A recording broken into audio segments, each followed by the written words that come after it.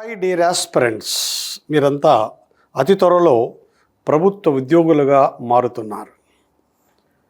ఈ నేపథ్యంలో మీకు అవసరమైన ముఖ్యమైన సమాచారాన్ని అలాగే సబ్జెక్టుకు సంబంధించిన వివిధ విశేషాలను జీబీకే పబ్లికేషన్ తెలియజేస్తుంది. అలాంటి ఈ జీబీకే పబ్లికేషన్ ఆన్లైన్కు అందరికీ స్వాగతం. ఇందులో ఒక విశేషం ఉంది, ఒక ప్రత్యేకత ఉంది. ఇంతవరకు ఈ యొక్క సబ్జెక్ట్ను భారత రాజ్యాంగము మరియు రాజకీయ వ్యవస్థను పోటీ పరీక్షల కోణములో అద్భుతంగా అలాగే హేతుబద్ధంగా తర్కబద్ధంగా చెబుతూ అభ్యర్థులకు ఎలాంటి సంశయము రాకుండా పోటీ పరీక్షల్లో ఎలాంటి ప్రశ్న వచ్చినా కూడా ఆన్సర్ చేసే విధంగా మిమ్మల్ని సన్నద్ధం చేయడానికి జీబీకే పబ్లికేషన్ చాలా తీవ్రమైన కృషి చేస్తుంది.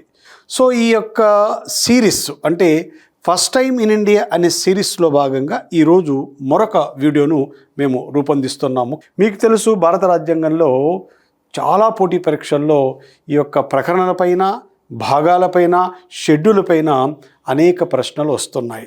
ఒక విధంగా చెప్పాలంటే మొత్తం ఈ యొక్క ప్రకరణలు, భాగాలు, షెడ్యూల్ పైన ఏ పరీక్ష తీసుకున్నా కనీసం అంటే ఆల్రెడీ మీకు చెప్పాను, ఒక 10 నుంచి 15 ప్రశ్నలు వస్తాయి. వీటిని ప్రశ్నలు సులభంగా ఉంటాయి కానీ ఆన్సర్ గుర్తించడం కష్టం.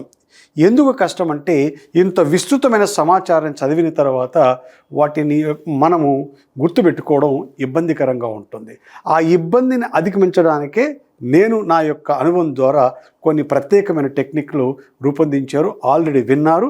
ఇందులో ఈరోజు భారత రాజ్యాంగంలోని వివిధ షెడ్యూళ్లను తర్కబద్ధంగా ఏ విధంగా గుర్తుంచుకోవాలో పరిశీలిద్దాం. సో మొదట అసలు షెడ్యూల్ అంటే ఏంటో అర్థం చేసుకోవాలి. భారత రాజ్యాంగంలో ఎన్ని షెడ్యూల్ ఉన్నా, ఏ షెడ్యూల్లో ఏముంది అనేది అది సాధారణంగా మనం చదువుకుంటాం, అది గుర్తుంచుకోవడానికి ప్రయత్నం చేస్తాం. సో ఇంగ్లీష్లో షెడ్యూల్ అంటాం, తెలుగులో దీన్ని అనుబంధం లేదా అనుషంగికం అంటారు. సరే, ఏంటి యొక్క షెడ్యూలు, ఏంటి యొక్క అనుబంధం అంటే భారత రాజ్యాంగంలో వివిధ అంశాలకు సంబంధించి ఒక వివరణ కావాలి. ఉదాహరణకు మనము 3వ షెడ్యూల్ తీసుకుందాం. 3వ షెడ్యూల్లో ఏముంది అంటే రాజ్యాంగంలో పొందుపరిచిన వివిధ పదవుల యొక్క పదవీ ప్రమాణ స్వీకార పద్ధతులు ఉన్నాయి. ఉదాహరణకు మీరు సుప్రీంకోర్టు చదివినప్పుడు జడ్జీలు పదవులోకి వచ్చే ముందు పదవీ ప్రమాణ స్వీకారం చెయ్యాలి. ఏ విధంగా చెయ్యాలి, ఏ పద్ధతిలో చెయ్యాలి, ఎవరు చెయ్యాలనే అంశాన్ని రాజ్యాంగంలో ఆర్టికల్ 124లో అంటే సుప్రీంకోర్టు యొక్క నిర్మాణంలో చెప్పరు. ఏమంటారు, ఈ జడ్జీల యొక్క పదవీ ప్రమాణ స్వీకారానికి సంబంధించి షెడ్యూలు 3 చూడు అంటారు. అంటే ఇప్పుడు ఏమైంది, మనకు షెడ్యూలు అనగా రాజ్యాంగంలో ఒక అంశానికి సంబంధించి వివరణాత్మకమైన అనుబంధము. So schedule is an additional or it is an appendix, it is an appendage. కనుక రాజ్యాంగానికి ఇది ఒక అనుబంధం. రాజ్యాంగంలో పొందుపరిచిన వివిధ అంశాలకు వివరణ కావాలన్నప్పుడు ఆ వివరణను ఏ రూపంలో ఇస్తారంటే షెడ్యూల్ రూపంలో ఇస్తారు, లేదా అనుబంధం రూపంలో ఇస్తారు. దాన్ని ఏ రూపంలో ఇస్తామంటే షెడ్యూల్ రూపంలో లేదా అనుబంధ రూపంలో ఇస్తారు. కనుక షెడ్యూల్ అనగా రాజ్యాంగంలో అక్కడక్కడ ప్రస్తావించబడిన అంశాలకు ఒక వివరణ ఇచ్చే, ఒక అదనపు సమాచారం ఇచ్చే అనుబంధమే. So schedule is an appendix, an appendage to the constitution which provides an additional information అంటారు. ఇది షెడ్యూల్ అనగా అర్థం, రైట్. మరి షెడ్యూళ్ళు, ఏ షెడ్యూల్లో ఏముంది, వాటిని ఎలా గుర్తుపెట్టుకోవాలో మనం చూద్దాం. ఏ షెడ్యూల్లో ఏముందంటే ఎలా గుర్తుపెట్టుకోవాలంటే ఫస్ట్ మీకు చేసుకోవాల్సింది మొత్తం భారత రాజ్యాంగంలో ఉన్న యొక్క 12 షెడ్యూళ్ళు. మీ అందరికీ తెలుసు, మౌలిక రాజ్యాంగంలో కేవలం 8 షెడ్యూళ్ళు మాత్రమే ఉండేటివి. ఆ తరువాత వివిధ రాజ్యాంగ సవరణల ద్వారా 4 షెడ్యూళ్ళు కొత్తగా చేర్చారు. సో మొత్తానికి 12 షెడ్యూళ్ళు ఉన్నాయనేది అందరికీ స్పష్టంగా తెలిసిన విషయమే. పోటీ పరీక్షలకు ప్రిపేర్ అవుతూ లక్షలాది మంది షెడ్యూల్ చదువుతారు, అందులో ఏముందో కూడా గుర్తుంచుకోవడానికి ప్రయత్నం చేస్తారు. ఇక్కడ ఏంటంటే ఫస్ట్ మీరు దాన్ని ఒక హేతుబద్ధంగా ఒక టెక్నిక్ ద్వారా గుర్తుపెట్టుకోవాలంటే ఫస్ట్ ఏ షెడ్యూల్లో ఏముందో మీరు ప్రాథమికంగా వాటికి సంబంధించి 1-2 పర్యాయాలు చదవాలి. కానీ మొత్తం 12 షెడ్యూల్లో ఏ షెడ్యూల్లో ఏముందనేది మీరు చదివి అర్థం చేసుకోవాలి. ఆ విధంగా చదివి అర్థం చేసుకున్న తర్వాత వాటిని శాశ్వతంగా గుర్తుంచుకోవడానికి మనము కొన్ని టెక్నిక్స్ ఉపయోగించవచ్చు. ఫస్ట్ గమనించండి. సో మొత్తం 12 షెడ్యూల్లో ఏముందో ఫస్ట్ చూద్దాం. షెడ్యూల్ 1లో ఏముందంటే గమనించండి. సో ఇక్కడ రాష్ట్రాలు, కేంద్ర పాలిత ప్రాంతాల పేర్లు. ఇక్కడ ఏం లేదు, అలా చదువుకుని వెళ్ళిపోండి. 2వ షెడ్యూల్లో ఏముంది? రాష్ట్రపతి మరియు రాజ్యాంగ పదవుల యొక్క జీతభత్యాలు. భారత రాజ్యాంగంలో చాలా రాజ్యాంగ పదవులు ఉన్నాయి. రాష్ట్రపతి ఉన్నాడు, ఉపరాష్ట్రపతి ఉన్నాడు, స్పీకర్ ఉన్నాడు, డిప్యూటీ స్పీకర్ ఉన్నాడు. కనుక సుప్రీంకోర్టు జడ్జీలు, హైకోర్టు జడ్జీలు అంతా ఉన్నారు కదండి. వీరి యొక్క జీతభత్యాల గురించి 2వ షెడ్యూల్లో ప్రస్తావించారు. ఇక 3వ షెడ్యూల్లో ఏముంది? ఎవరైతే మనము రాజ్యాంగంలో ప్రస్తావించామో కొన్ని ముఖ్య పదవులు ఉన్నాయి రాజ్యాంగంలో, వారి యొక్క పదవీ ప్రమాణ స్వీకార పద్ధతులు ఉన్నాయి. అలా రాజ్యాంగంలో వివిధ రకాలైన పదవులకు వారి యొక్క పదవీ ప్రమాణ స్వీకార పద్ధతులు ఉంటాయి. పదవిని బట్టి ఏమవుతుంది? పదవీ ప్రమాణ స్వీకార పద్ధతి మారుతుంది.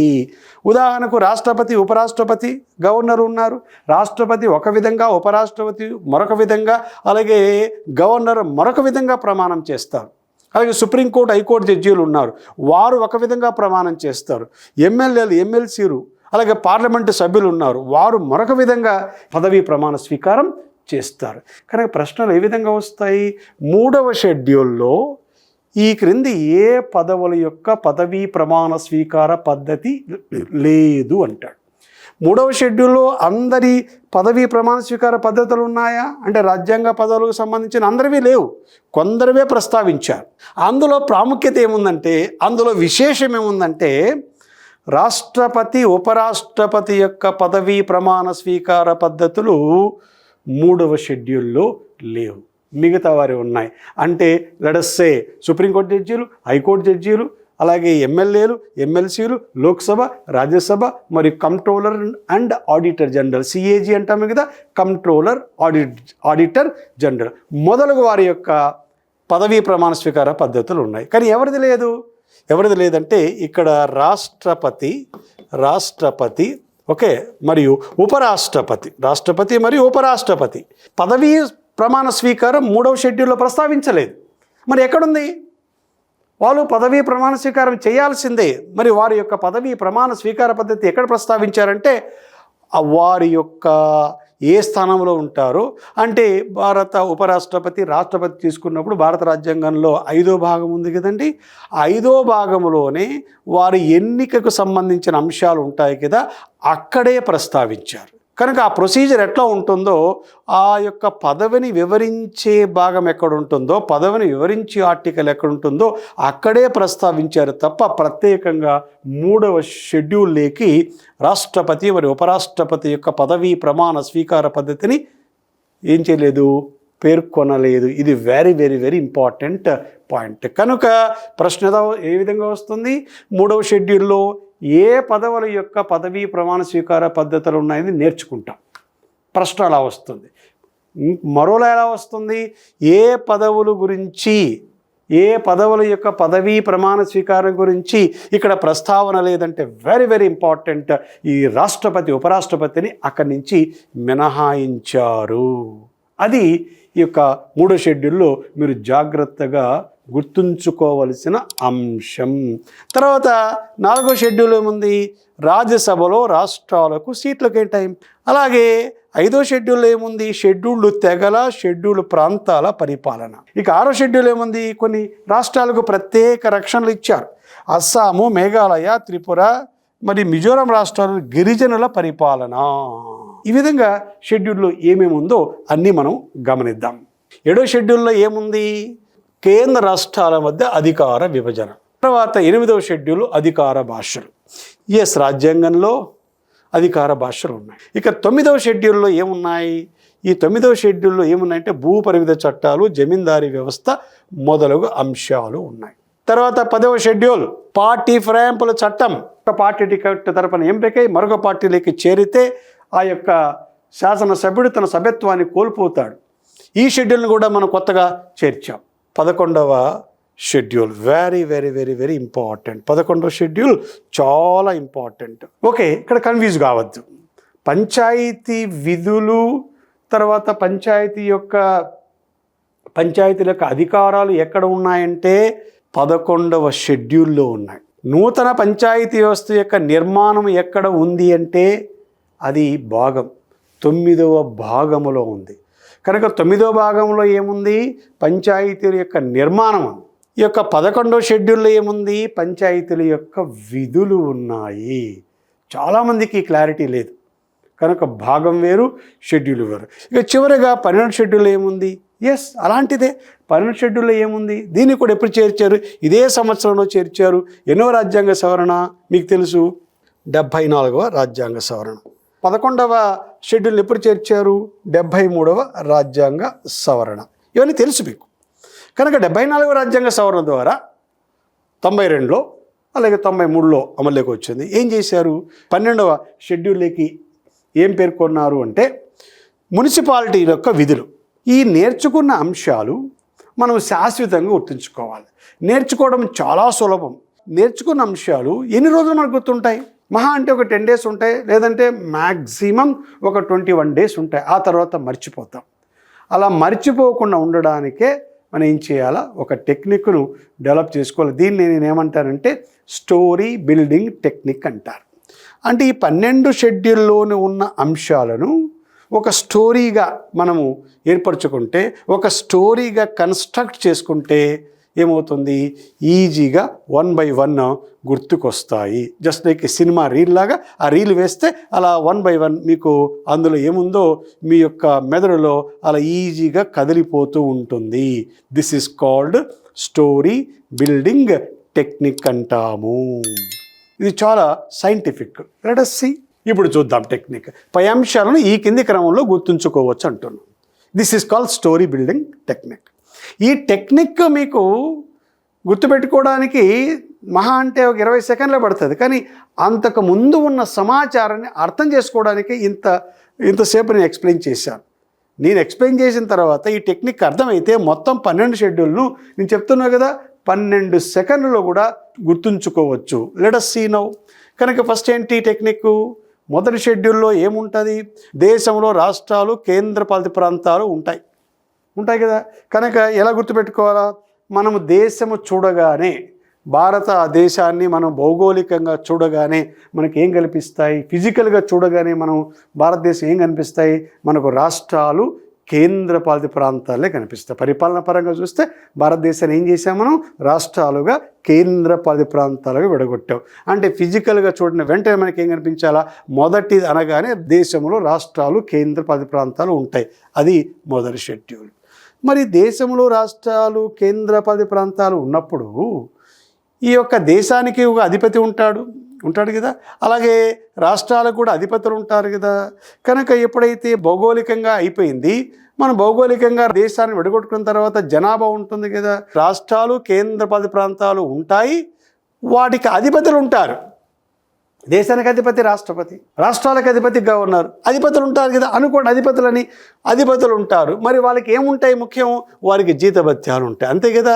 ఈ రోజుల్లో ప్రతి పదవికి అత్యంత ముఖ్యమైనది అధికారాలు, హోదాలు, జీతభత్యాలే తప్ప ప్రజాసేవ తగ్గిపోయింది కదా. కనుక 2వ షెడ్యూల్ ఏముందంటే పైన ఆ యొక్క దేశము, రాష్ట్రాలు ఉంటారు, వారికి అధిపతులు ఉంటారు. వాళ్ళకి అధిపతులకు ఏం అవసరం? జీతభత్యాలు ఉంటాయి. మరి జీతం తీసుకోవాలంటే ఒక ప్రొసీజర్ ఉంటుంది కదా. మీరు ఏదైనా బ్యాంకులో డబ్బు డ్రా చేయాలంటే ఒక ప్రొసీజర్ ఉంటుంది కదా, దానికి సైన్ చేయాలి కదా, ఒక ఫామ్ ఉంటుంది కదా. కనుక ఏముంది? వీరికి ఏముంటాయి? ఈ పదవులకు చూడండి, రాష్ట్రాలు, అధిపతులు, వారికి ఏముంటాయి? అధిపతులకు పదవీ ప్రమాణం చేయాలి.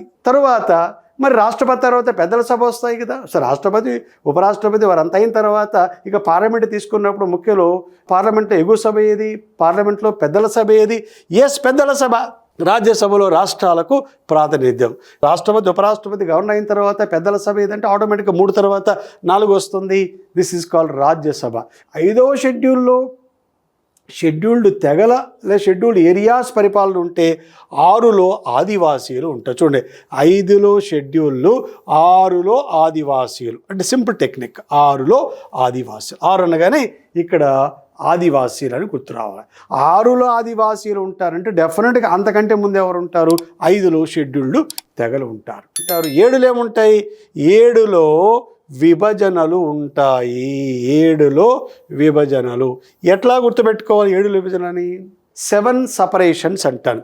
ఇక్కడ 7 అంటాం కదా, ఎస్ ఫర్ ఎస్, 7 చూడండి, ఎస్ ఫర్ ఎస్, 7 సపరేషన్స్. ఎవరి మధ్య? కేంద్ర రాష్ట్రాల మధ్య 3 జాబితాల్లో అధికారులు సపరేట్ అయ్యాయి లేదా విభజించబడ్డాయి. కనుక 7 అనగానే మనకి ఏం గుర్తు రావాలా? మరొకసారి అదే గుర్తు రావాలి. That is called 7 separations. ఎవరి మధ్య?